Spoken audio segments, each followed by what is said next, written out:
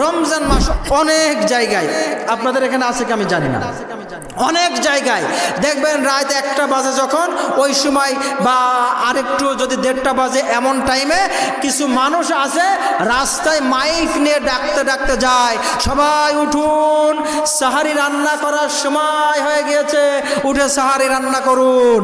আছে না নাই? কথা বলতে হবে, আছে না নাই? এগুলো বেয়াদব, এগুলো আল্লাহ রাসূলের টাটকা হাদিসের বিরুদ্ধে কাজ করে যাচ্ছে, অথচ এরা মনে করছেন নেকির কাজ। কথা কি বোঝেন নাই? এটাকেই বলা হয় বেদআত। এটাকে কি বলা হয়? এটাকেই বলা হয় বেদআত। অথচ ওরা মনে করছে নেকির কাজ করছে, মানুষকে ডেকে ডেকে দিচ্ছে। আল্লাহর রাসূলের থেকে কি তুমি 1 কলম বেশি বোঝো মিয়া? আল্লাহ রাসূলের সময় তোমার থেকে বড় বড় ইমানদাররা ছিল কি ছিল না? তাদেরকে ডাকতে হয়েছে, তারা ডেকে বেড়াইছে। নবীজির উম্মত একদল পরিচয় পৃথিবীতে দিত, এখনো আছে, দেয় কি দেয় না? বলে যে হ্যাঁ হ্যাঁ আমরা মুহাম্মদ সাল্লাল্লাহু আলাইহি সাল্লামের উম্মত, মুহাম্মদ সাল্লাল্লাহু আলাইহি সাল্লাম ছাড়া আর কাউকে মানে না। কিন্তু যদি বলা হয় মুহাম্মদ সাল্লাল্লাহু আলাইহি সাল্লাম যেভাবে রাষ্ট্র চালাইছে সেভাবে চালাইতে হবে, বলে যে এখন কইভাবে চালানো যায় নাকি? বলে কি বলে না? বলে না এরকম কথা?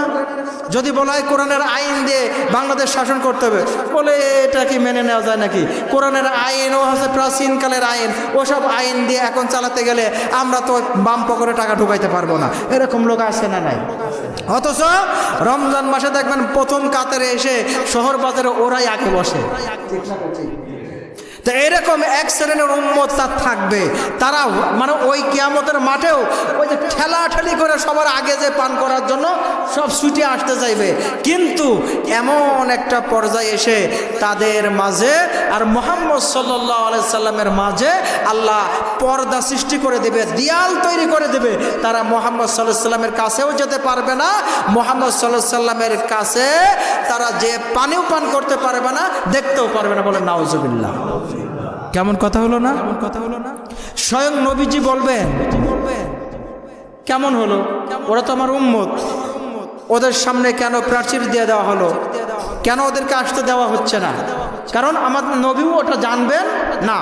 অনেকেই বলে নবীজি গায়েব জানে, এরকম কথা বলে কি বলে না? এগুলো হচ্ছে নবীজির নামে মিথ্যা কথা। কি কথা বলেন? নবীজি কোনো গায়েব জানেন না, আল্লাহ তাকে যতটুকু যখন জানিয়েছেন ততটুকু তিনি জানতেন। কনসেপ্ট ক্লিয়ার করে রাখতে হবে। আমার নবী কোনো গায়েব জানেন না, তাকে গায়েবের সম্পর্কে, অদৃশ্য সম্পর্কে যতটুকু জানানো হয়েছে তিনি ততটুকু জেনেছেন, ততটুকু বলেছেন। কথা কি বুঝতে পারছেন? তা আমাদের নবীজি দেখেন গায়েব যে জানেন না, এটাও তার বাস্তব প্রমাণ হাদিস। নবীজি বলবেন ওরা তো আমার উম্মত, ওদেরকে আসতে দিচ্ছ না কেন? তখন বলবে না, ওরা আপনার উম্মত পরিচয় দিয়েছে কিন্তু আসলে আপনার উম্মত না। উম্মত মানে কি? উম্মত মানে হচ্ছে অনুসারী। উম্মত মানে কি? যে যার অনুসরণ করবে সে তার অনুসরণকারী হবে। আমরা অনুসরণ করি মুহাম্মদ সাল্লাল্লাহু, বলেন না, মুহাম্মদ সাল্লাল্লাহু আলাইহি ওয়াসাল্লামকে। আর আমরা একমাত্র কেবলমাত্র আনুগত্য করি কার? বলেন কার? আমরা আল্লাহর আনুগত্য কখন কোনটা কিভাবে করতে হবে সেইগুলো সব পদ্ধতিগুলো আমরা জেনে নিই মুহাম্মদ সাল্লাল্লাহু আলাইহি সাল্লামের কাছ থেকে। ঠিক না বেঠিক? আর এই জন্যই ওই দিনকে আল্লাহর নবী যখন বলবেন তখন আল্লাহ রাব্বুল আলামিন বলবে লাইসা মিন উম্মাতিকা, ওরা তোমার উম্মত নয়। কারণ আল্লাহ রাসূল সাল্লাল্লাহু আলাইহি সাল্লামকে তখন বলা হবে ওরা আপনার উম্মত না, কারণ আপনি পৃথিবীর থেকে চলে আসার পরে আপনি যে ধর্ম ওদের কাছে রেখে এসেছিলেন, ওরা ওই ধর্মের ভিতরে বাড়িয়েছিল, কাটছাট করেছিল, বাড়াইছিল, ওদের সুযোগ মতো বাদ দিয়েছিল। এই কারণে ওদেরকে আমি আজকে আপনার উম্মত পরিচয় বহন করতে দিব না। ওরা আপনার উম্মত না, ওরা আপনার হাত থেকে আজকে পানি পান করতে পারবে না। কথাকে বুঝতে পেরেছেন? যেটাকে হাদিসের ভাষায় বলা হয় যে যারা বেদআতি কাজ করে। কি কাজ করে বলেন? বেদআত ভয়ঙ্কর একটি পাপ। একটা মানুষ চুরি করে, খুব ভালো করে বুঝে নেন। একটা মানুষ ওই বাচ্চাদেরকে ওই মাঝে মাঝে নিয়ে নেন, বাচ্চাদের এক জায়গায় রাখলে ওরা কথা বলবেই। আল্লাহর রাসূল সাল্লাল্লাহু আলাইহি সাল্লাম বলছেন, খুব ভালো করে বোঝেন প্রিয় ভাইয়ের আমার, এটা খুব গুরুত্বপূর্ণ, সেনসিটিভ। একটা মানুষ চুরি করে যখন, খুব ভালো করে বোঝেন, একটা মানুষ চুরি করে যখন ভালো মনে করে করে না খারাপ মনে করে করে? আমার কথা মনে বুঝতে পারছেন না? একটা মানুষ যখন চুরি করে ও কি ভালো মনে করে চুরি করে না খারাপ মনে করে চুরি করে? ও খারাপ মনে করে চুরি করে, ও জানে যে এই চুরি করাটা খারাপ, ঠিক না ঠিক? একজন মানুষকে অন্যায়ভাবে আঘাত করে, ও কি ভালো মনে করে নেকি মনে করে করে না গুনাহ মনে করে করে? গুনাহ মনে করে আঘাত করে, ঠিক না ঠিক? একটা মানুষ নামাজ পড়ে না, যে একবারে নামাজ পড়ে না, ও কি ভালো মনে করে নামাজ পড়ে না নাকি খারাপ মনে করে পড়ে না? কোনটা বলেন তো? ও যে নামাজ পড়ে না সেও জানে যে নামাজ না পড়া গুনার কাজ, ঠিক না ঠিক? খুব ভালো করে এই জায়গা থেকে জীবনে একটা পরিবর্তন নিয়ে যাবেন। যারা খারাপ কাজ করে, চুরি ডাকাতি বদমাইশি ধর্ষণ জিনা ব্যভিচার যত অন্যায়ের কাজ আছে করে, তারা পাপ মনে করেই করে, ঠিক না ঠিক? কিন্তু এমন একটি পাপ আছে, কি আছে বলেন? এমন একটি পাপ আছে যেটা ঈমানদাররা নেকি মনে করে করে, বলেন নাউজুবিল্লাহ। কারা বলেন? ঈমানদাররা, নামাজিরা, আলেম ওলামারা পাপকে নেকি মনে করে করতে থাকে, বলেন নাউজুবিল্লাহ। আপনি বলবেন হুজুর কেমন হলো? আমরা নয় সাধারণ মানুষ বুঝি না, কিন্তু আলেমরা তো বোঝে। তারাও কি ওই পাপের কাজ নেকি মনে করে করে? হ্যাঁ, আমি বলছি, হ্যাঁ। আপনাকে এখনই দেখেন, এখনই আপনার সামনে একেবারে দিব্যালোকের ন্যায় আপনাকে দেখাই দিচ্ছি যে আলেমরাও পাপকে নেকি মনে করে করে। সেই পাপের নাম হলো বিদআত। কি বলেন? বিদআত, যেটা মানুষ নেকি মনে করে করে। আর এই বিদআতের গুনাহটা শয়তান মানুষের মধ্যে একদম স্পেশালভাবে ঢুকিয়ে দিয়েছে যে মানুষ খারাপ কাজ করবে, ও জাহান্নামী হবে, ও নবীর উম্মত হতে পারবে না, কিন্তু নিজে মনে করবে না না এটা ভালো কাজ করছে। দেখাবো একটু, রাগ করবেন না তবে? কি বলবো দেখেন একটু মেলে কিনা। এখন রমজান মাস, কি মাস বলেন? বলেন কি মাস? রমজান মাস। অনেক জায়গায়, আপনাদের এখানে আছে কি আমি জানি না, অনেক জায়গায় দেখবেন রাত 1টা বাজে যখন, ওই সময় বা আরেকটু যদি 1:30 বাজে, এমন টাইমে কিছু মানুষ আছে রাস্তায় মাইক নিয়ে ডাকতে ডাকতে যায়, সবাই উঠুন, সাহারি রান্না করার সময় হয়ে গিয়েছে, উঠে সাহারি রান্না করুন। আছে না নাই? কথা বলতে হবে, আছে না নাই? এগুলো বেয়াদব, এগুলো আল্লাহ রাসূলের টাটকা হাদিসের বিরোধী কাজ করে যাচ্ছে, অথচ এরা মনে করছেন একের কাজ। কথা কি বোঝেন নাই? এটাকেই বলা হয় বেদআত। এটাকে কি বলা হয়? এটাকেই বলা হয় বেদআত।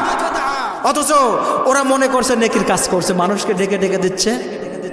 আল্লাহর রাসূলের থেকে কি তুমি এক কলম বেশি বোঝো মিয়া? আল্লাহর রাসূলের সময় তোমার থেকে বড় বড় ইমানদাররা ছিল কি ছিল না?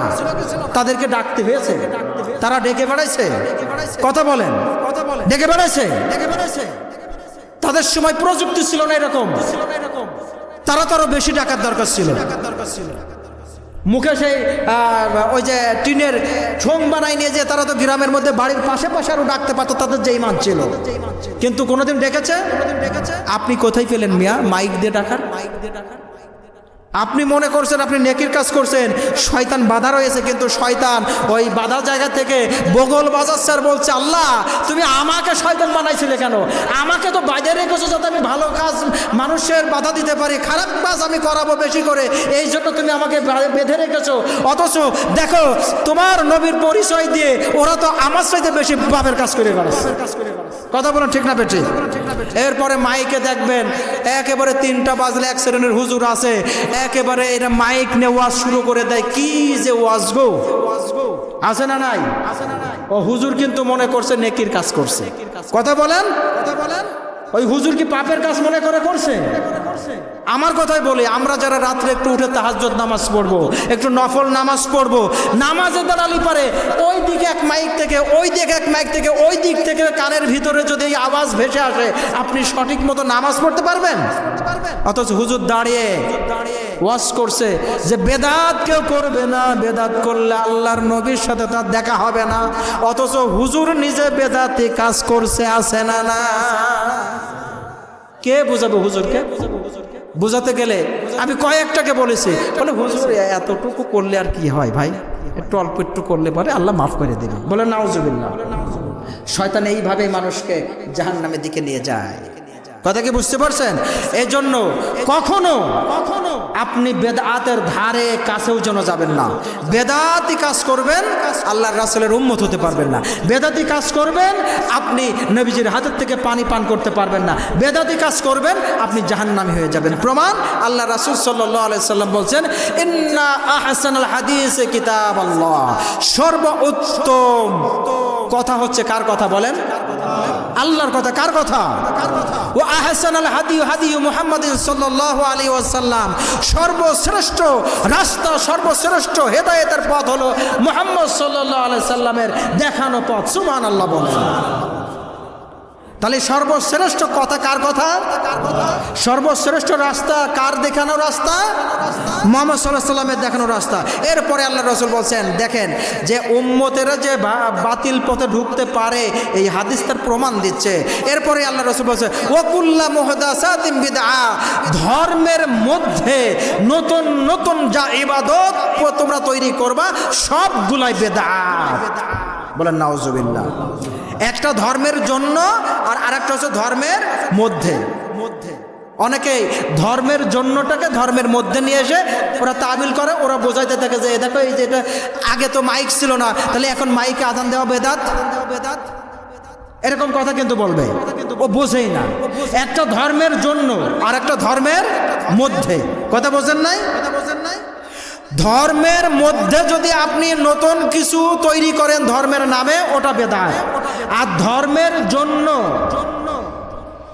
এখন মুখে আজান দিলে আপনি গ্রামের সবাই শুনতে পারবেন না, এটা ধর্মের জন্য আপনি মাইক ব্যবহার করলেন, এটা বেদাত নয়, বরং এটা ইহসান, এটা ইস্তেহসান, এটা ভালো কাজ বলা হয়। কিন্তু ধর্মের মধ্যে তো নাই। এটা মাইকে কি মানুষ আল্লাহু আকবার আল্লাহু আকবার দুইবারের জায়গায় 6 বার দেয় নাকি?